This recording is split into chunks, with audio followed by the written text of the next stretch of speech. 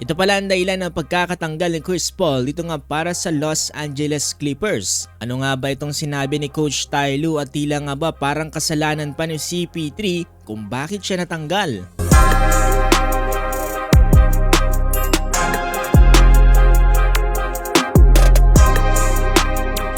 This season nga nag-anunsyo na itong si Chris Paul na magre-retiro na siya at ito na nga ang kanyang huling run para sa kanyang career. Bago pa nga magsimula itong NBA season ay napili nga ni Chris Paul itong Los Angeles Clippers bilang huling team dito nga sa kanyang NBA career. Despite sa pag-aanunsyo ng pagre-retiro ni Chris Paul ay tila nga ba hindi pa rin ito naging smooth. Ay matapos nga magdesisyon ng Los Angeles Clippers to part ways with him. Ibig sabihin nito mga boss immediately tinanggal etong si Chris Paul dito nga para sa lineup ng Los Angeles Clippers. Ang mas matindi niyan ay madaling araw nga ito inanunsyo dito nga ng Los Angeles Clippers. Kaya naman maski itong si CP3 ay talagang nagulat.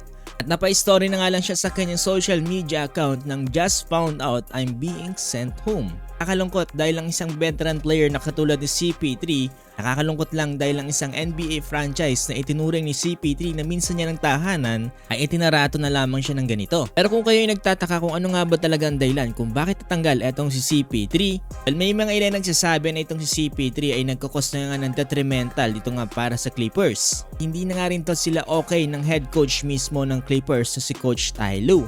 At speaking of Coach Ty Lue mga boss, eto nakuha na rin natin ang kanyang pahayag. Sabi ni Coach Ty Lue sa tingin niya nga daw hindi naman talaga daw si CP3 ang reason kung bakit nga daw sila nasa mababang posisyon ngayon. Dagdag pa nga niya na sa ngayon sa tingin niya ay hindi nga daw good fit etong si CP3 para nga dito sa Clippers. Although ayaw niya din naman daw yung nangyari dito kay CP3 na basta-basta na lamang natanggal.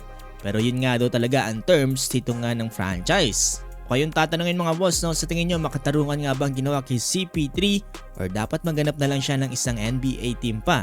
Kung gusto pa na may basketball updates gaya nito ay huwag nyo kakalimutang i-follow itong ating page. I don't like it. It just didn't work out like we thought it would. It just wasn't a good fit, and we understood that. And so, like I said, it was an organization. They made the choice. Were you part of that decision? Do you agree with the decision? And do you think this will help your team? I don't think it necessarily helped our team. I don't think the reason why we're 5-16 because of CP's, play. I just think that it wasn't a good fit for what he was looking for. It is what it is. And so, do I want to see CP go out like this? No, I have a lot of respect for him. He's been a friend of mine over the years, and you never want to see a great go out like this, but I'm pretty sure he will find something because he's a great player. And so, I didn't want to see it end like this.